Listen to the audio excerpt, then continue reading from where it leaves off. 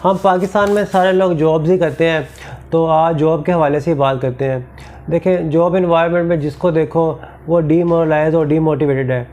तो आज मैंने सोचा कि इस टॉपिक पे बात कर लेता हूँ। देखिए, जॉब में मैंने थीसिस बेसी टॉपिक पे लिखा था, 2-3 चीज़ें हैं जो कि हमें मोटिवेट या डीमोटिवेट करती हैं। मेजर जो चीज़ें उन पे मैं बात कर, वैसे तो बड़ी सारी चीज़ें हैं, किसी बंदे के लिए कोई भी चीज़ मैटर कर सकती है, कोई चीज़ नहीं भी मैटर कर सकती। तो जो मेजर चीज़ें हर बंदे के लिए मैटर करती हैं वो मैं यहाँ तो 2-3 चीज़ें डिस्कस कर लेता हूँ। सबसे पहली बात जो है बॉसेस हैं, कि आपका बॉस किस तरह का है या जिसको आप रिपोर्ट कर रहे हो वो बंदा किस तरह का है। ये बड़ा एक मेजर फैक्टर है कि आपको जो जॉब इन्वायरमेंट में बताता है कि आपने जॉब किस तरह कंटिन्यू करनी है, कैसे नहीं करनी, या आप एक जॉब में क्या मसाइल है।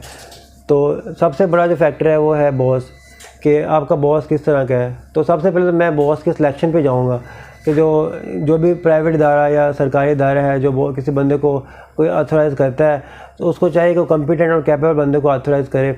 अदरवाइज़ वो बाकी लोगों को बर्बाद कर देगा। जिस बंदे को पता ही नहीं है कि काम क्या है और किस तरह मैंने करवाना है, उसने फिर जो बंदे काम करने वाले उनको भी जलील करके रखना है। तो मेरा ज़्यादातर इंटरेक्शन डॉक्टर्स और इंजीनियर से होता है, तो मैं हर बंदे की बिगड़ी हुई शक्लें देखता हूँ और हर बंदा डीमोरलाइज और डीमोटिवेटेड नज़र आता है मुझे। उसकी वजह कि उनको एक तो वर्कलोड होता है उनके ऊपर, दूसरा उनको उस तरह के बॉसेस नहीं मिलते जो उनसे सही तरीके से काम को एग्जीक्यूट करा सकें। उन्होंने काम को इतना बोरिंग बनाया हुआ है कि जिस बंदे को काम आता है वो भी नहीं कर पाते। तो सबसे जो मेजर फैक्टर है वो बॉस है। अगर किसी बंदे का बॉस ठीक है तो एक बंदा जो कि एवरेज कैपेबिलिटीज़ का मालिक है वो भी अच्छा परफॉर्म कर सकता है। लेकिन एक बंदा जो हाई परफॉर्मर है, अगर उसका बॉस ठीक नहीं है तो हो सकता है कि उसका परफॉर्मेंस लेवल वो ना रहे। तो इसलिए जो बॉस है उसका एक मेजर इम्पैक्ट है। दूसरा जो फैक्टर जो मेरे नज़दीक जब मैंने कैलकुलेट किया है वो वर्क इन्वायरमेंट है, कि अगर इन्वायरमेंट में फटीक है, स्ट्रेस है, टेंशन है, लोग अच्छे नहीं है, तो तभी बंदे की जो परफॉर्मेंस है उस पर असर पड़ता है।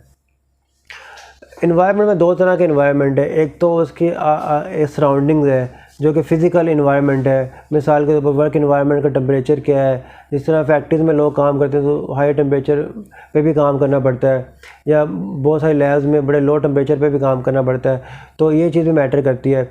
दूसरा, इससे ज़्यादा जो चीज़ मैटर करती है वो साइकोलॉजिकल इन्वायरमेंट है, कि वहाँ पे स्ट्रेस का लेवल क्या है, लोग कितना एक दूसरे को कोऑपरेटिव है, कितना फैसिलिटेट करते हैं एक दूसरे को, कितना इनकरेज करते हैं या कितना डिस्करेज करते हैं।